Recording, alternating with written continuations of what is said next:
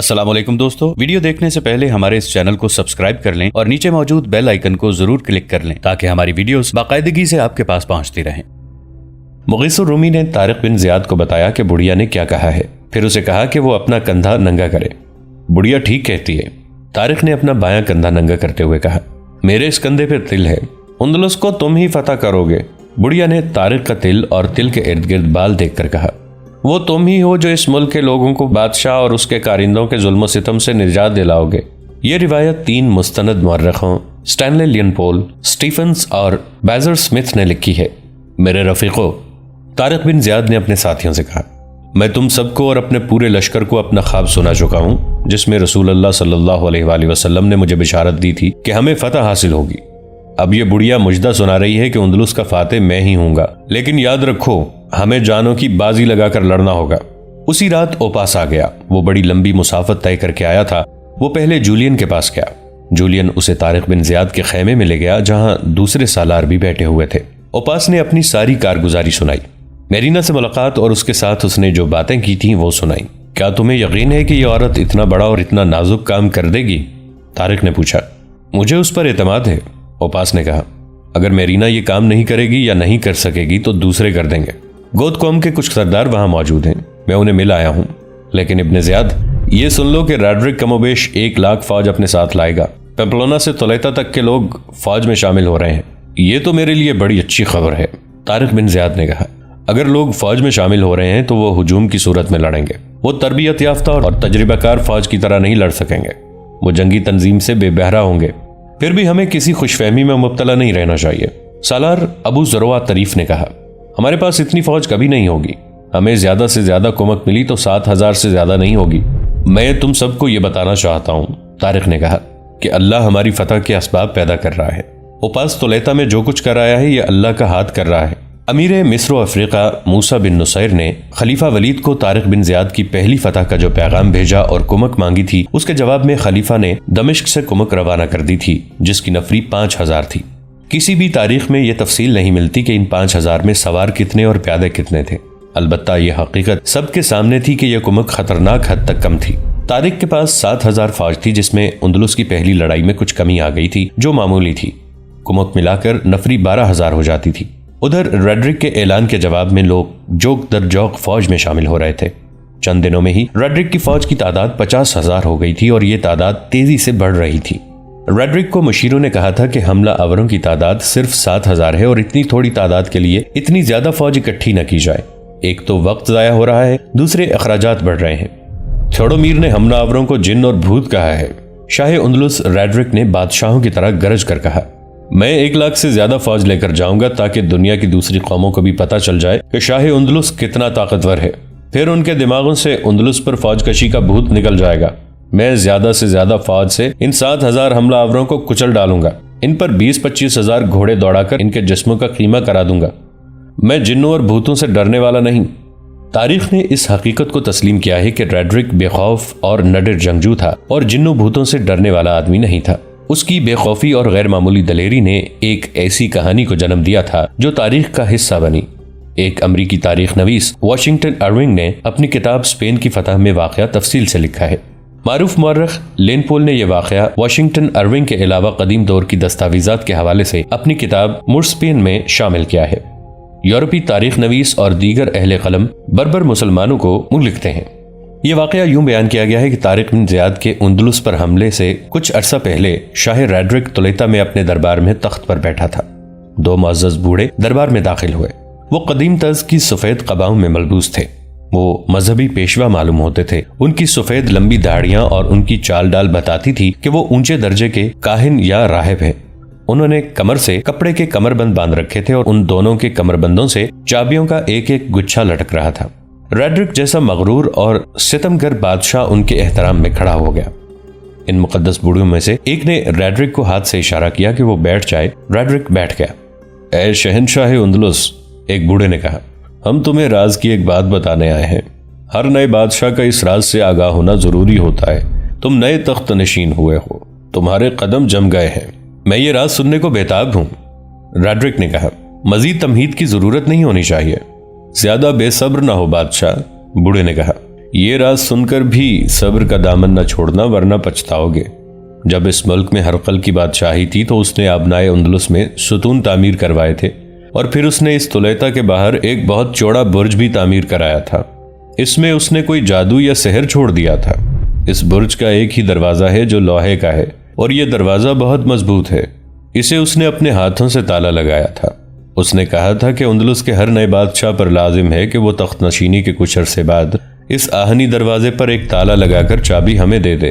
بوڑھے نے ریڈرک کو چابیوں کے گچھے دکھاتے ہوئے کہا، یہ ان تالوں کی چابیاں ہیں جو ہرقل کے بعد اور تم سے پہلے کے بادشاہوں نے برج کے آہنی دروازے کو لگائے تھے۔ اب تمہاری باری ہے، دروازے پر اپنا تالا لگا دو، ہم کسی دن آ کر چابی لے جائیں گے۔ میں نے یہ برج دیکھا ہے، ریڈرک نے کہا، میں اسے کوئی قدیم عمارت سمجھتا رہا ہوں۔ کیا تم دونوں اس برج میں رہتے ہو؟ نہیں ہے شاہ اندلس، بوڑھے نے کہا، ہم دور سے آئے ہیں، یہ چابیاں ہیں، ہمارے باپ دادا کہتے ہیں اس برج کی حفاظت ہمارے خاندان کی ذمہ داری ہے، یہ ذمہ داری ہماری آنے والی نسلیں پوری کرتی رہیں گی۔ کیوں نہ میں تمہاری یہ ذمہ داری یہیں پر ختم کر دوں؟ ریڈرک نے کہا۔ اے بادشاہ، دوسرے بوڑھے نے کہا، ہم دونوں کو اپنی رعایا نہ سمجھ، اگر تیرا ارادہ برج کا دروازہ کھولنے کا ہے تو سن لے کہ تو پچھتائے گا، بہت برے انجام کو پہنچے گا۔ ایسے بادشاہ ہو گزرے ہیں کہ جنہوں نے یہ دروازہ کھولا تھا، کسی بوڑھے داستان گو کو بلا کر پوچھ کہ ان کا انجام کتنا بھیانک ہوا تھا۔ جولیس سیزر سے بڑھ کر جابر اور زبردست بادشاہ کون تھا؟ اس نے بھی اس دروازے کو کھولنے کی کوشش نہیں کی تھی۔ ہم جا رہے ہیں، خبردار رہنا بادشاہ، ہم حقیقت حال بیان کر چلے ہیں۔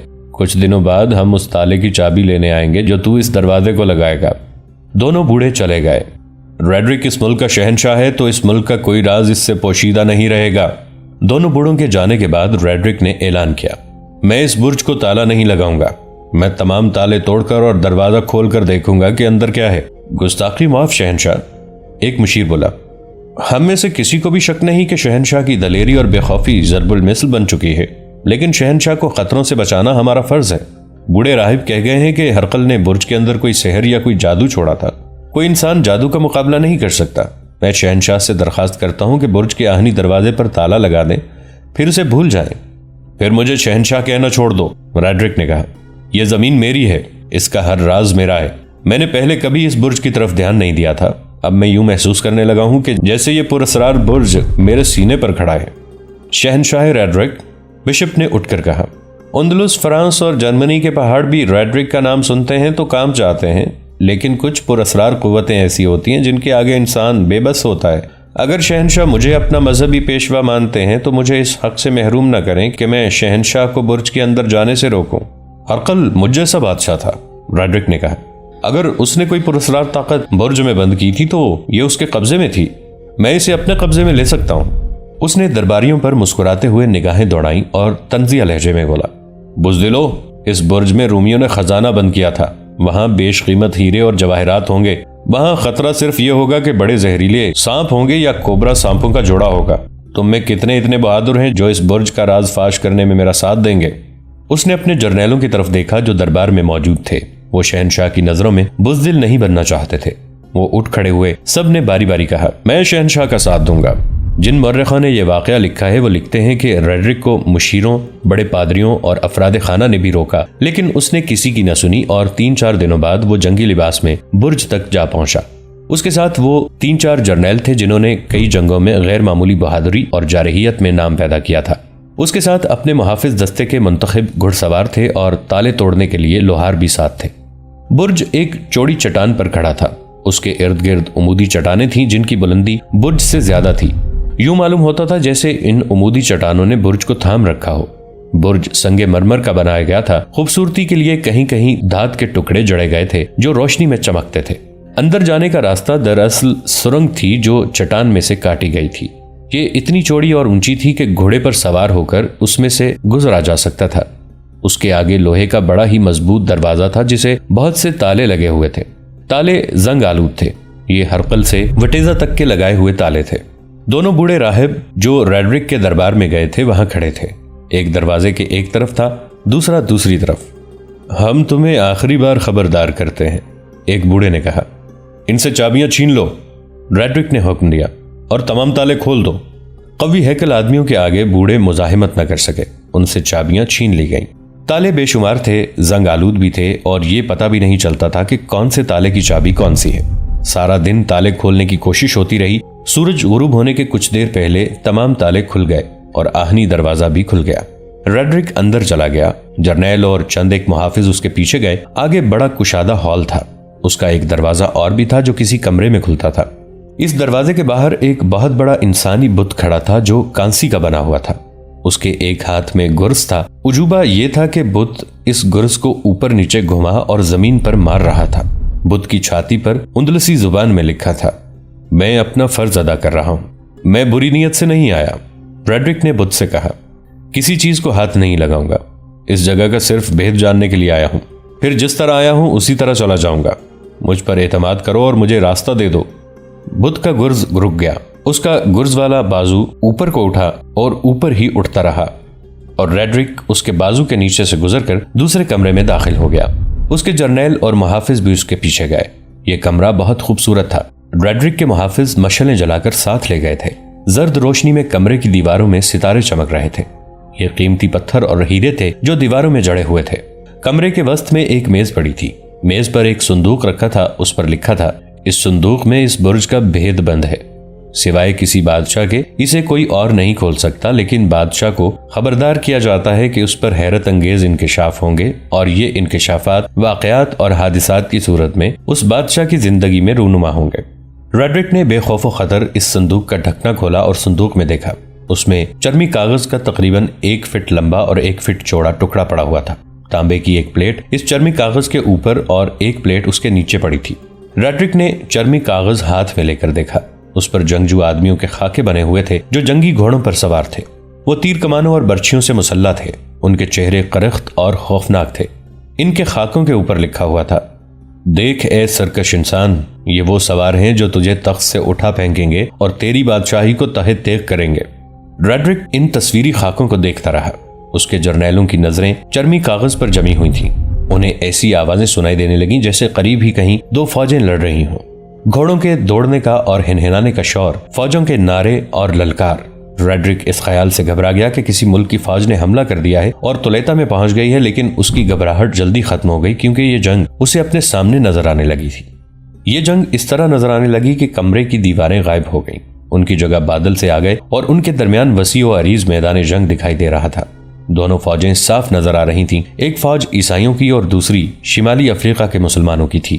دونوں طرف کے فوجی ایک دوسرے کا خون بہا رہے تھے، تلواروں سے تلواریں اور جنگی کلہاڑے ٹکرا رہے تھے، جنگی دف اور تنبورے بج رہے تھے، پیادے اور سوار زخمی ہو کر گر رہے تھے، بھاگتے دوڑتے گھوڑے زخمیوں کو کچل رہے تھے۔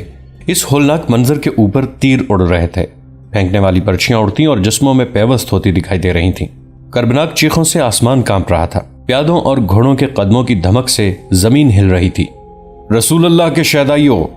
قیامت خیز ہنگامے میں یہ للکار بار بار سنائی دیتی تھی۔ کفار کا نام و نشان مٹا دو، اللہ تمہارے ساتھ ہے۔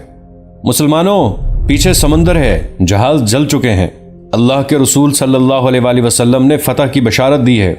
ریڈرک، اس کے جرنیل اور محافظ یہ خون چکا منظر دیکھ رہے تھے، نعرے، للکار اور دوسرا شور و غوغا سن رہے تھے۔ اس منظر کے اوپر نیچے دائیں اور بائیں سفید بادل پھیلے ہوئے تھے۔ خون ریزی کا یہ بھیانک منظر تصوراتی تھا لیکن بالکل حقیقت کا گمان ہوتا تھا۔ ریڈرک کے چہرے پر کئی رنگ آئے اور کئی گئے۔ اس کے جرنیلوں اور محافظوں کے چہروں پر خوف کا گہرا تاثر تھا۔ اگر ان کا بادشاہ ساتھ نہ ہوتا تو وہ بھاگ جاتے۔ عیسائیوں کی فوج کے جھنڈے جو بلند تھے اور ہوا میں بڑی شان سے اڑتے پھر رہے تھے، ایک ایک کر کے گرنے لگے۔ مسلمانوں کے پرچم بلند تھے۔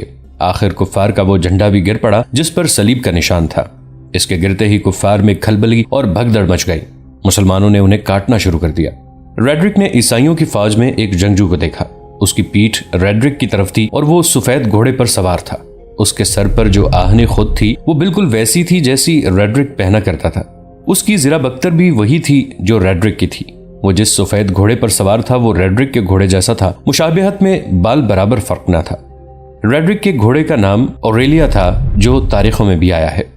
لڑائی کے منظر میں یہ سوار جو ریڈرک کو نظر آ رہا تھا اور جو بادشاہ لگتا تھا، گھوڑے سے اترا اور لڑائی کے منظر میں گم ہو گیا۔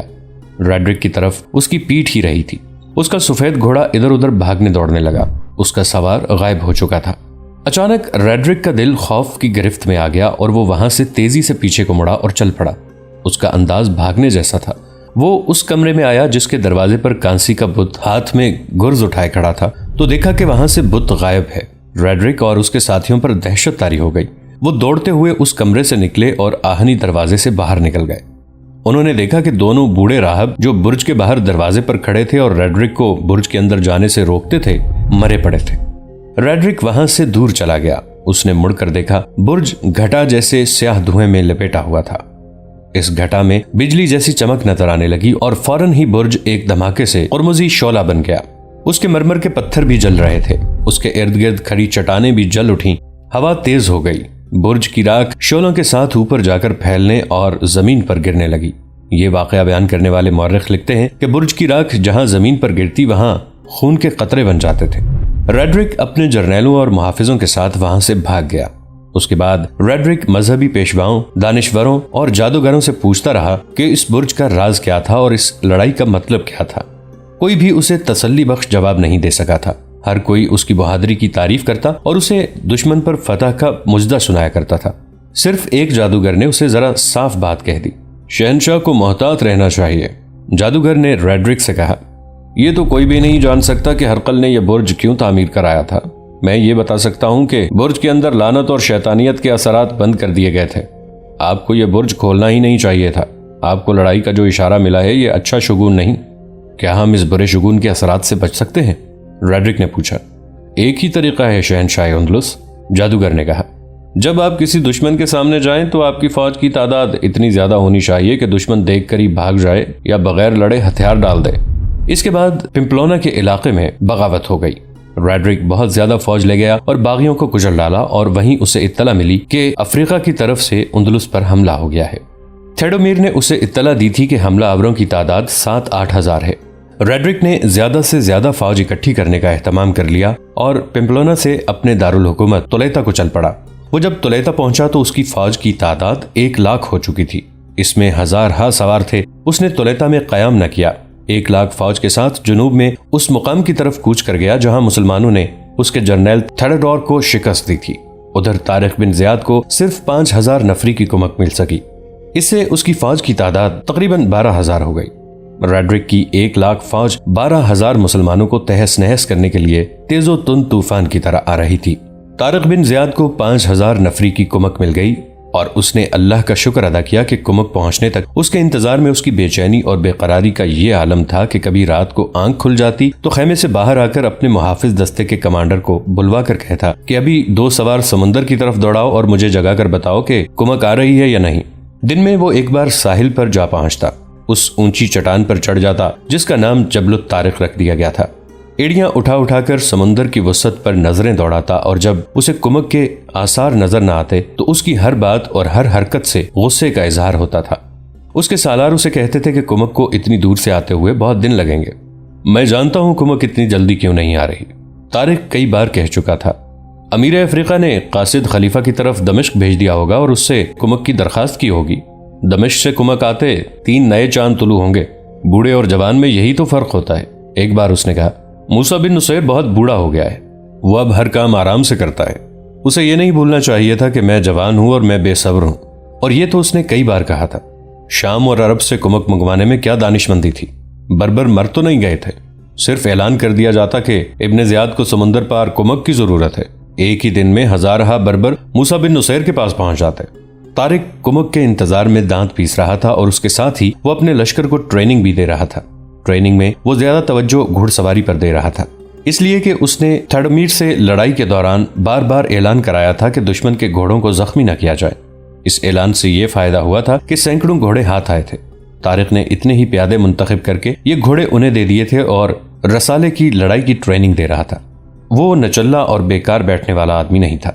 اس کے علاوہ اسے یہ بھی احساس بے چین کر رہا تھا کہ اندلسی جنرل تھیڈور میر جو شکست کھا کر بھاگ گیا ہے وہ کہیں جا کر بیٹھ نہیں گیا ہوگا اور وہ طارق کی پیش قدمی کا انتظار نہیں کر رہا ہوگا، بلکہ شکست کو فتح میں بدلنے کے لیے حملہ آوروں کو اندلس سے نکالنے کی تیاری کر رہا ہوگا۔ دوستو، آج کے لیے اتنا ہی۔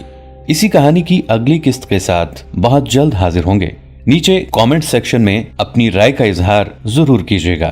ہمارے اس چینل کو سبسکرائب کر کے نیچے موجود بیل آئیکن کو بھی ضرور کلک کیجیے گا۔ अगली मुलाकात तक के लिए हमारा और आपका अल्लाह निगहबान।